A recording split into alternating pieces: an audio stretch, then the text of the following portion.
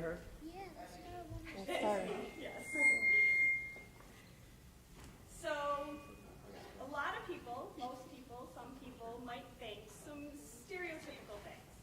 They might see and say, "Aw, how cute," or maybe even, "Oh, how sad." Why? Good question. Why? Yeah, some people do, and that's part of it. But Robin and I don't. So now we want to ask you our second question. What do you see or think when you see this next picture? And that is the same girl in the picture, not me, but the same girl. So, like we said, Robin and I actually see something different than we think some people would see in that first picture. We're going to get to what that is in just a minute, but I want to start with a short story from back in the day when I was a little kid. So my mom and I, whenever we wanted to go anywhere, got in the car and went. Didn't matter where it was, where we were going, how far it was, how we needed to get there, we would go. We wanted to go. And I would sit in the back seat and she would drive, and there would be times where I would say to her, "Mom, this isn't how you get there." And she would so nicely turn around and say, "Well, Christine, sometimes there's more than one way of getting somewhere." And I would nod and be like, "Okay, yeah, that makes sense." So the next day we'd hop in the car and we'd be off and going again and doing whatever we wanted to do. Maybe this time it was someplace that we had already been or I had been with a friend. And I'd be sitting in the back seat and I would say to her as we're going, "Mom, this isn't how you go there. And you know what, Mom, this isn't how so-and-so's mom does it." And that's when she'd turn around and she'd say, "You know what, Christine, remember what I said yesterday? There are more than one way of getting somewhere. There's more than one way of doing something." And we'll say 30-some years later, that has still stuck with me. That sentiment has still stuck with me. And it actually has evolved. And it has evolved into not just there's more than one way of getting somewhere, there's more than one way of doing something, but it actually has evolved into there's more than what's right in front of you. There's more to see than what's right in front of you. And that's our message today, and we're hoping that that's what you'll take away from what we have to talk about. So we're going to share a little bit about ourselves first, and then we're going to let you know about how we started Danceability. It is a dance, movement, and fitness program for individuals with special needs. It is run by the two of us, as well as our dedicated staff and nurturing volunteers, and we hope to empower all of our dancers to do something a little bit more than what they think they're able to do. So we're going to share a little bit about us, and then we'll get there. So something to know about me is I have danced since I was 3 years old. I never was the best dancer in the class. I never went to a super competitive school. It was just something that I did as a hobby, and I loved it. And I never really thought of it as a career. In fact, if people would ask me when I was a little kid, "What do you want to be when you grow up?" I think I had a different answer every time I was asked, because there was just so many things I wanted to be. Doctor, lawyer, hairdresser, waitress. It changed all the time, but it was never a dancer. It wasn't until about high school when I caught the musical theater bug that I thought, this might be something I want to pursue, but it still seemed just too risky. So I started looking into colleges, and with every college I looked at, I found myself looking into their dance program. And finally I said, okay, well, if I'm looking into every college's dance program, this might be something I need to look at pursuing as a career. So I wound up auditioning at a bunch of colleges in dance, and some I made and some I didn't. I wound up in a small school in Ohio, but after a nasty bout of homesickness, I wound up transferring back to the University of Buffalo, where I became part of their theater and dance department. But being the type of person that I wasn't 100% sure, and I wanted to back up. So I also double majored in human services. Now I'm going to give you a disclaimer, because I want to be true to all the artists out there. if you are a performing artist and you're a musician or a dancer or an actor or any of those kinds of things, and you love that and that is what you want to be, give it 100%. Do not give yourself a backup. Very important. Now back to me. I was not going to become a performing artist. So I, like I said, double majored in dance and human services. And it's kind of funny because when I graduated, they actually gave me an award called the Disparate Major Award. And the announcer said, for the person who has no idea what they want to do with their life. Well, I took that award proudly, and look where I am today. So when I graduated, I went right to work in the human service field. Again, leaving the dance a little bit behind, and I took the first job that I was offered. But very quickly, I started to really miss dance. So I went back to school and decided to get my master's in social work, but also do graduate work in dance therapy. Never one thing at a time. So that is where I wound up, ultimately, with my master's in social work and my background in dance therapy. When I think about it now, and all the answers I gave as a little kid, I find it hilarious that I am now not any of the jobs that I thought I would be, and ultimately, I just made up one and created my own. So, as you can tell, Robin needed to find a little bit more in herself to become what she wanted to be. And the same thing was kind of true for me. I started off as an athletic training major.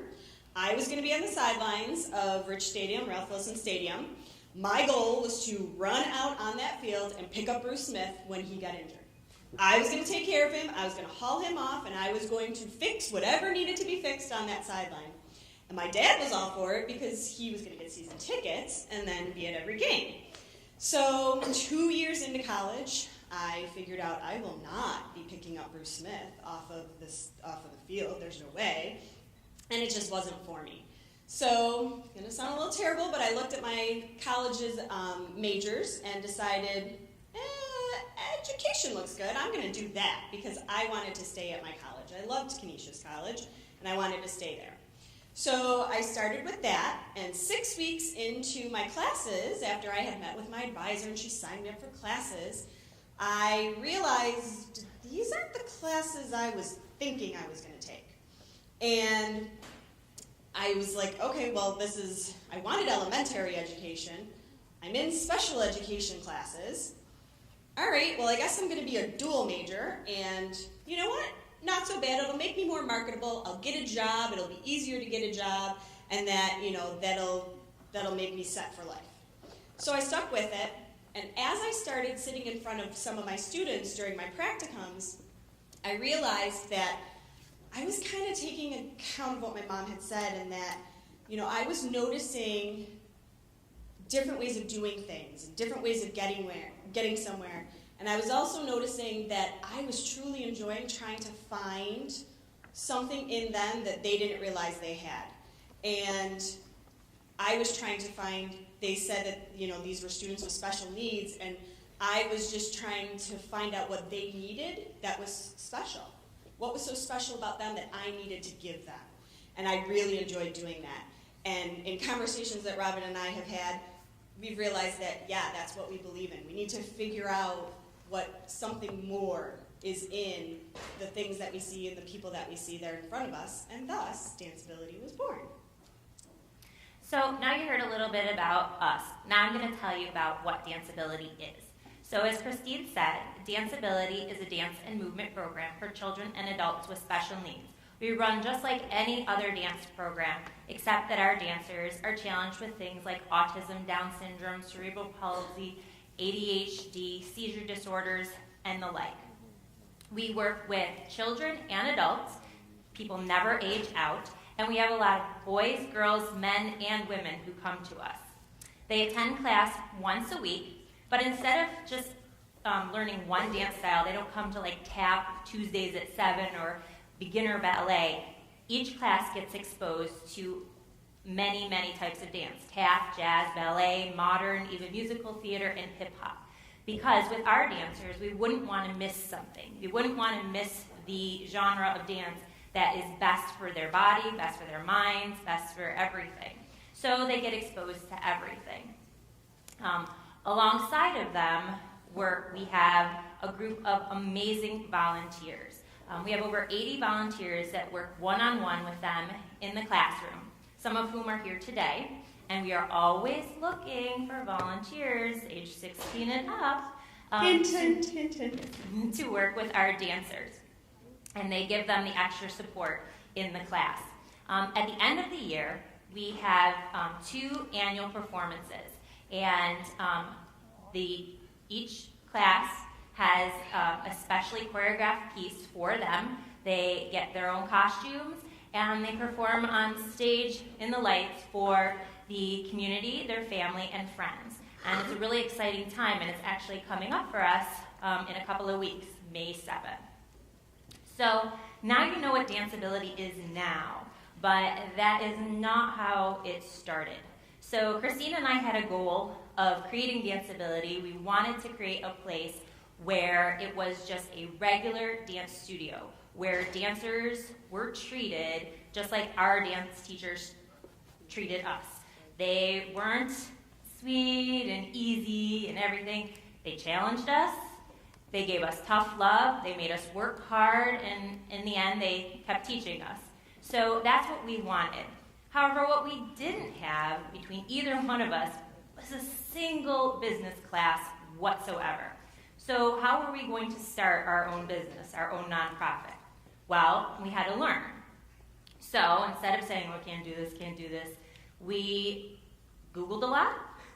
We bought the book, and I kid you not, it's still sitting on my desk, Nonprofit for Dummies, and we followed it page by page. We surrounded ourselves with a number of business mentors who knew what they were doing, and we also got a good board of directors that helped us along the way.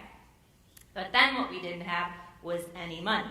And for us, we couldn't do what we wanted to do without a studio space. So before the age of Kickstarter campaigns and GoFundMes and crowd rises, we actually typed up a letter campaign, and we sent our friends and family a letter telling them what we wanted to do and asking them each for $5.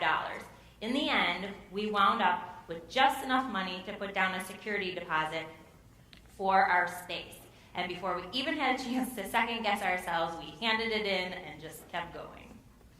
So we had to find within ourselves something that we didn't realize was there. Creative brains trying to run a business. And we've made it work. 10 years later, we are still there. We have 140 dancers. We have over 90 volunteers and 2 performances, 2 studio spaces. It's actually still amazing to us that we have created what we have from something that we didn't realize we could do.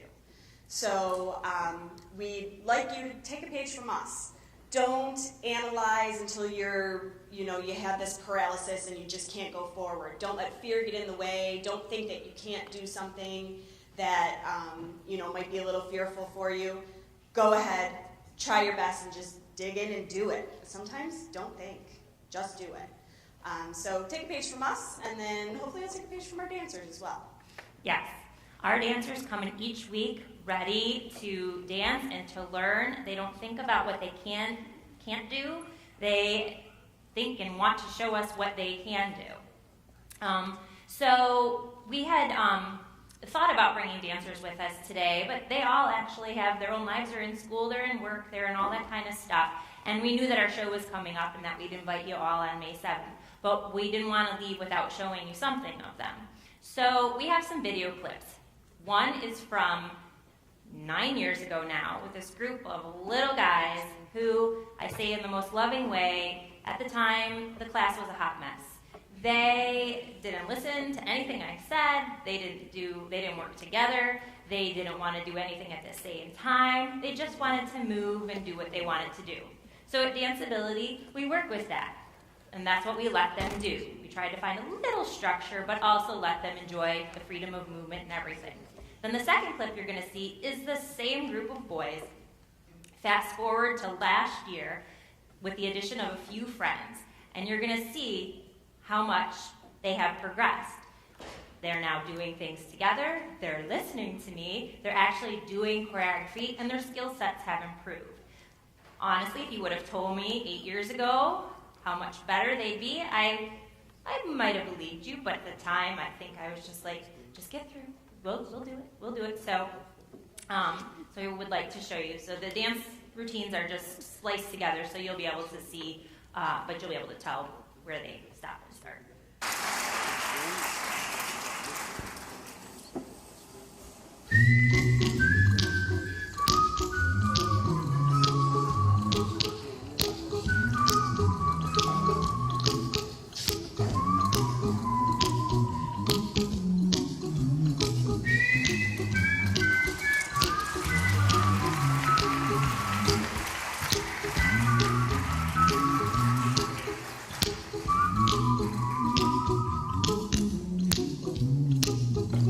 Here's a little song I wrote.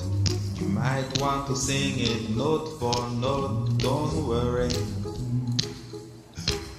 be happy. In every life we have some trouble.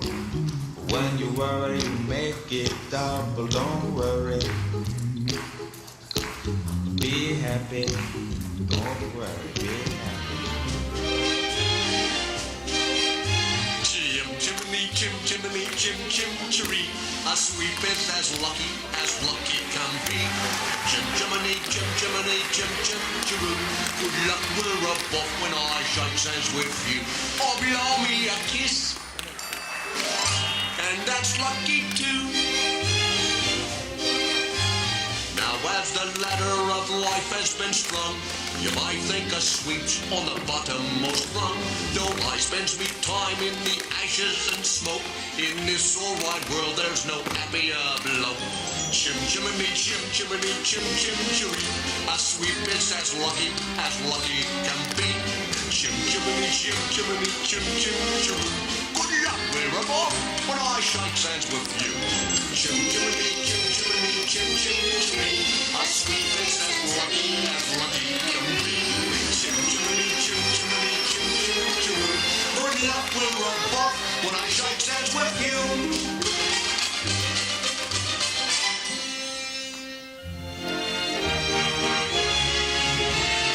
I choose me bristles with pride, yes I do.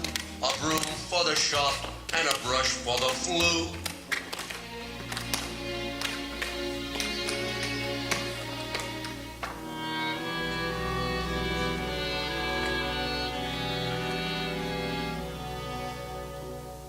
Up where the smoke is all billowed and curled, between pavement and stars is the chimney sweep world.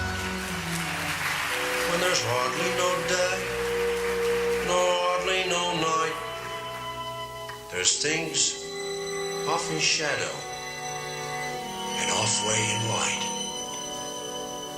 On the rooftops of London, what a sight.